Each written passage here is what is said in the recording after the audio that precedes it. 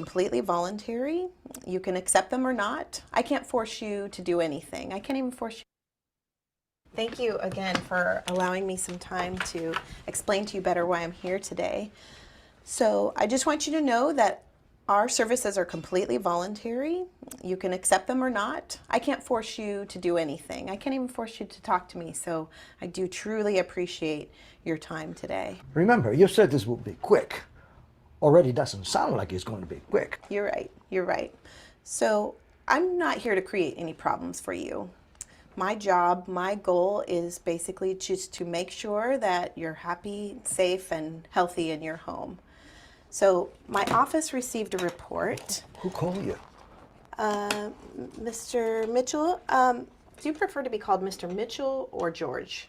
Mr. Mitchell, please. Okay, so Mr. Mitchell, I can tell you, I can't say who, I can tell you that the report that we got was that you haven't been taking the medication that was prescribed to you.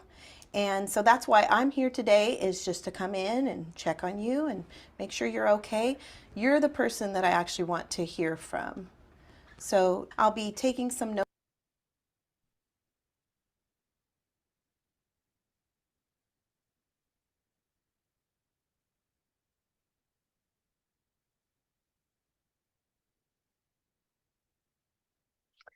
So far, we're about a minute into the conversation, and we've heard her doing most of the talking, providing some context, letting him know that it's voluntary, letting him know that they got a report. He asks for a little bit of information, and she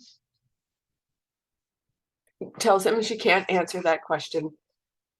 And all of this began when he was concerned about how long it was going to take, and that it didn't sound like it was going to be short. Notes here so that I can remember what we talked about on my report. So do you know which medication that I'm talking about? Yeah, I do. It also says on the report that you've been hospitalized for congestive heart failure. Are you taking the medication that was prescribed to you at the hospital? Why does anyone care what I do or don't do? You know what? I'd be upset if someone was making a report about me too. But what I can tell you though is the person who made the report is genuinely concerned about your health, and they're just as concerned about your health and safety as I am.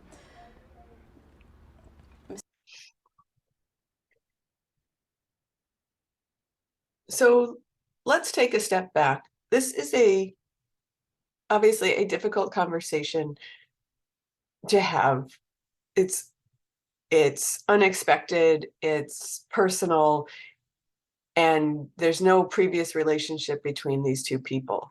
So it's necessary to provide as much information as possible, and at the same time start to form some connection and build rapport and some trust. So what we should be watching for is the use of skills that will enhance the feeling of trust and rapport, and to some extent minimizing some of the skills that will reinforce feelings of distance and power. So while we know that this gentleman has power, he can send her away whenever he wants, she is still in the position of authority with her badge, her clipboard, her notes, and the information that she already has about him. So it's her responsibility to counteract the power that she does have in this situation with some communication skills that can bridge that gap. So while we watch this video, there's nothing bad happening. She's friendly, she's polite, she's relatable. She's still the one asking questions, And primarily, these have been closed questions. Are you taking the medication? Do you understand?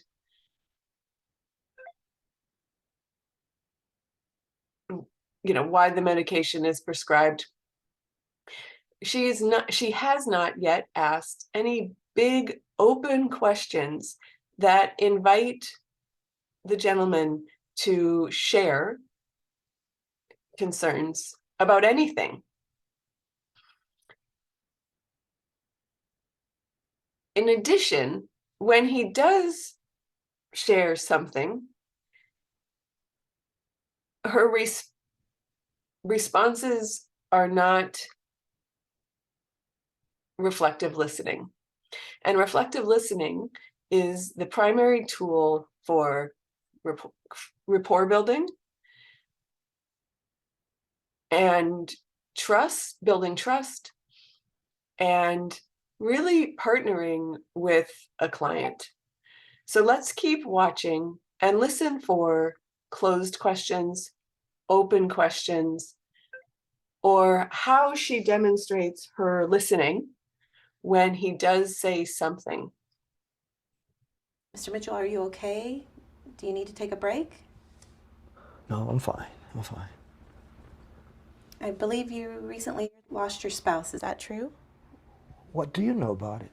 Not much. I just saw that beautiful wedding photo over there on the television, and I noticed how you were twisting your wedding ring on your finger. How long were you married? 43 years.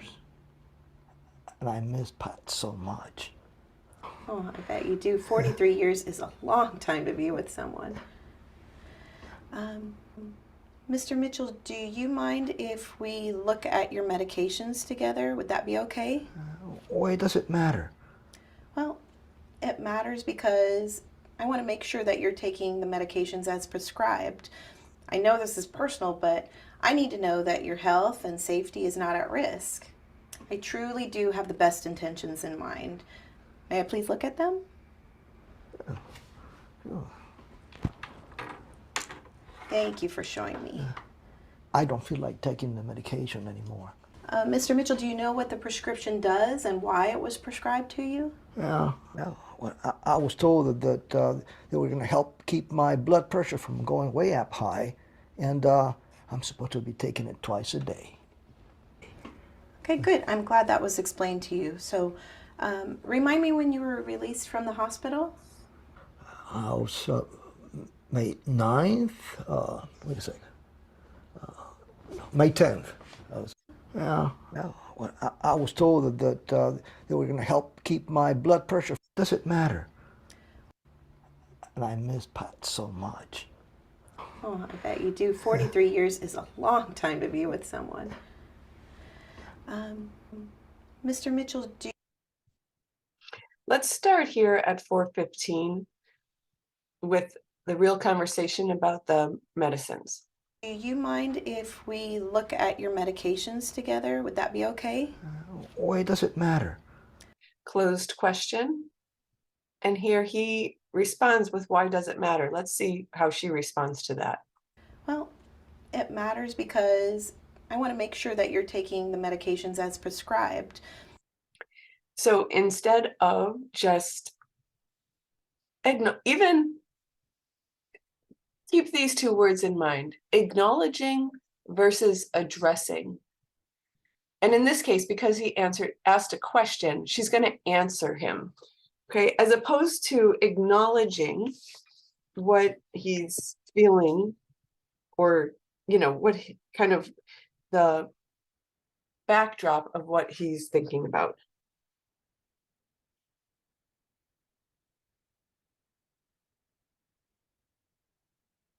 I know this is personal, but I need to know that your health and safety is not at risk. If he were so inclined, he could emphasize and argue that, in fact, she doesn't need to know that. So she's, again, based on his goodwill of allowing her to have this conversation, but that goodwill could run out at any moment. I truly do have the best intentions in mind. May I please? Also, watch how many times she uses the word I. I truly do have the best intentions in mind. I care as much as the other person. So keep an eye on that. Every time that she sort of essentially states her ground, right, is an opportunity, well, emphasizes the distance between them. Please look at them.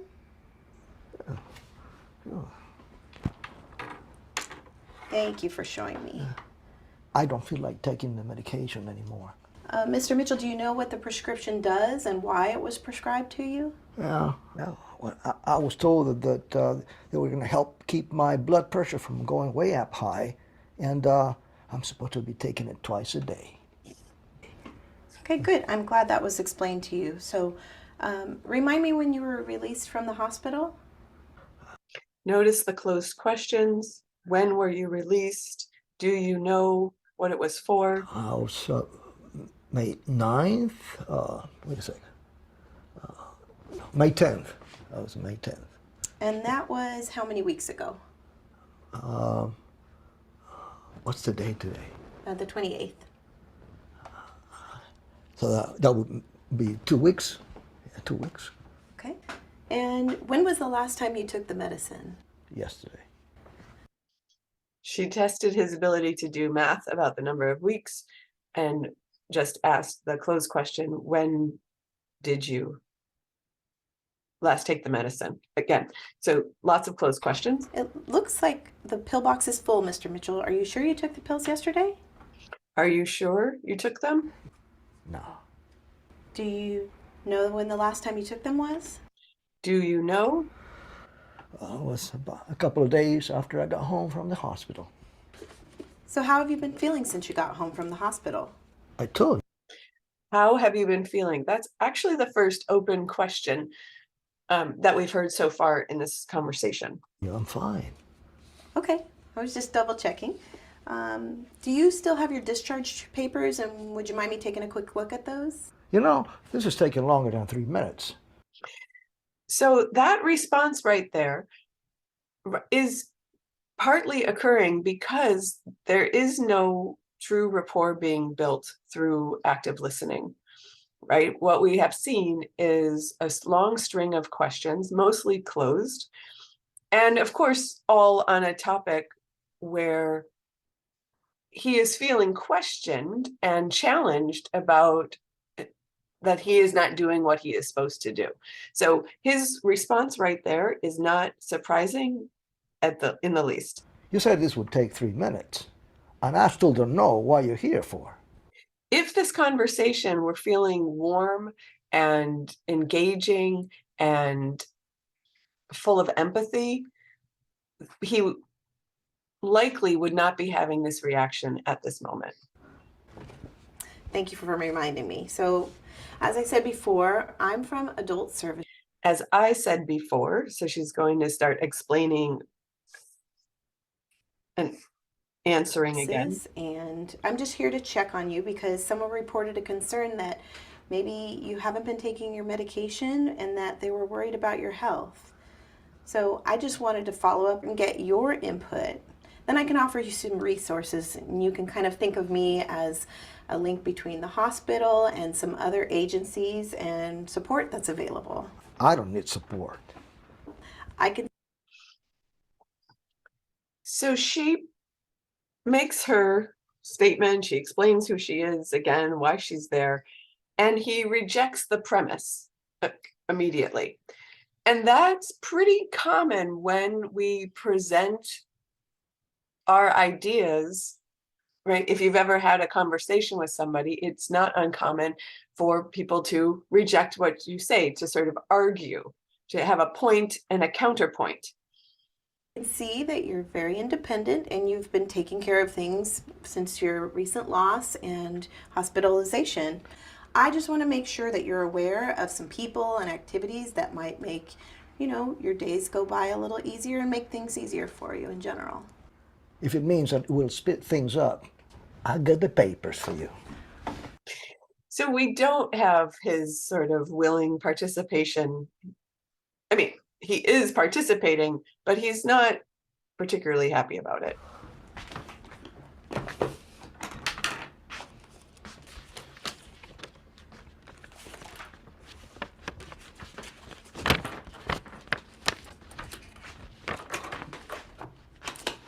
Thank you so much for showing me these. Okay, so I see here that it says a lot about eating some green leafy vegetables, a low-fat diet, and foods that are kind of high in protein. Have you been able to get to the market to get any of these? Have you been able to? And look, let's watch his response. I know how you feel. I'm not a fan of the green leafy vegetables either. I practically have to force myself to eat them. But lately I've been putting a little salsa on them and it helps them go down a little easier. Okay, again, being friendly, trying to be relatable, and always starting her sentences with an I. Can I look in your kitchen and see what you do have? Another closed question, and watch his response to this one. I'll save you the trip. What I was told to eat is not what I, as a grown man, have been choosing to eat. Defensiveness is rising. And no 30-some-year-old doctor is going to tell me what to eat, and neither are you. Hey, I'm with you. I can't even imagine how frustrating it would be to be told what to eat. And I'm not here to tell you what to eat. But do you mind telling me what you have been eating? Whatever the hell I want. Bacon, noodles, chips. Heck, I put bacon in my noodles and I save the grease and I dip my chips in it. Mr. Mitchell, do you know why the doctor talked to you about nutrition and a healthy diet? More closed questions. Because I have a bad heart. Okay, that sounds right. So maybe if you're able to, you And now she's going to go in for some unsolicited advice. can start by slowly incorporating some of the recommended foods into what you're eating already. Maybe, then it wouldn't be so bad. Maybe even cut out the bacon grease dip altogether.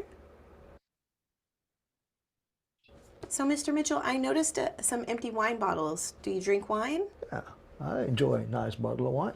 Okay. And when's the last And I time? read somewhere that wine is really good for your heart. Okay.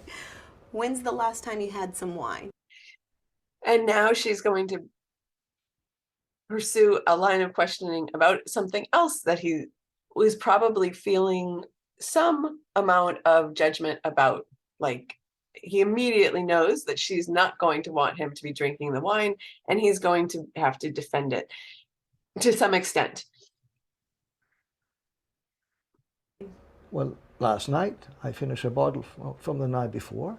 I didn't want to waste it. Okay. And how much wine do you like to drink? A few bottles a night? Oh, no, one. So actually answering all of these questions, right, will potentially, she said, I'm not here to get you into, to cause any trouble for you. But yet we can see how these questions could, depending on the answers to them, could result in more trouble for him. And so answering these types of questions is not actually a safe thing to do. Maybe 2 bottles at the most. Hey, you come in here asking me questions about my life, what I eat, what I drink, all of which is my own damn business. It doesn't matter anymore anyway. I don't care. It doesn't matter anymore. Well, Mr. Mitchell, what do you mean nothing matters anymore? Look, I'm not going to take Our second, we had one earlier, open question. those meds. I'm not going to change my diet. Nothing matters anymore, really. It doesn't matter anymore. Thank you for your honesty. I can't even begin to imagine how you must be feeling. It must be so hard. How long have you been feeling this way? Ever since Pat died. I see. How long? Another close question. I'm going to be really direct with you. Have you thought about killing yourself? I just missed Pat so much. I don't want to be here anymore. I'm so sorry, Mr. Mitchell. It sounds like you two really, really loved each other.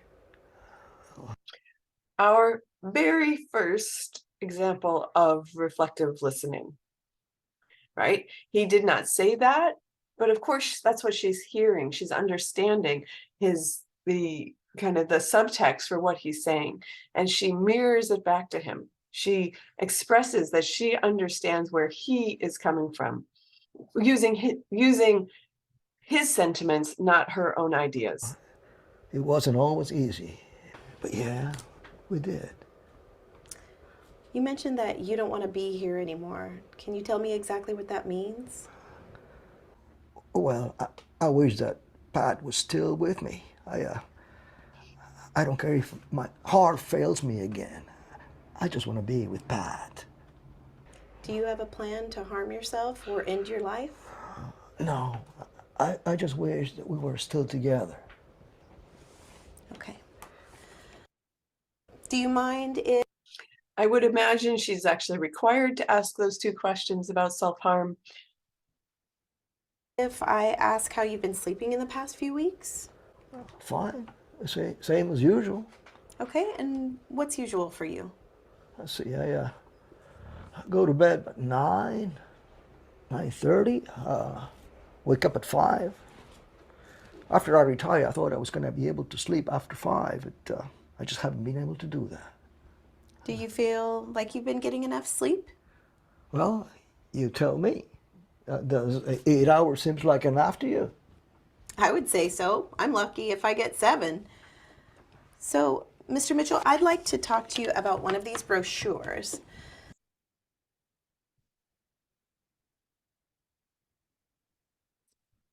So, how could this conversation be improved? More open questions and a lot more reflective listening. Less questioning and going through the agenda. Let's actually see what she is hoping to accomplish. This one is for a grief support group. It's for people over the age of 65 who have lost a partner. I can't afford any support groups. You know, I bet you can probably afford this one. It's basically free. So they just basically ask for a suggested donation of $5 and you don't have to pay. Maybe you can try it out, see if you like it, and if you don't like it, then you've only wasted a little time. If you do like it, I'm sure you'd probably be happy to pay the $5. Well, maybe I'll go to one and see if I like it. Maybe. You know what? Yeah. Right now, Mr. Mitchell, a maybe sounds great to me. One more thing. So I know of this wonderful agency. It's called Friendly Visitors, and that's just a person who will come to your house at your convenience, and they're basically going to sit with you, chat, and maybe read to you, whatever you'd like. Can I just ask that you come back instead? I'll take that as a compliment. I can schedule a time that is good to come back and check in on you. But I think you'll like the Friendly Visitor better. They ask a lot less questions than I do. I'll think about it. Deal. So how about we talk tomorrow, which is Friday, and see if you're up for it. What's a good time for you?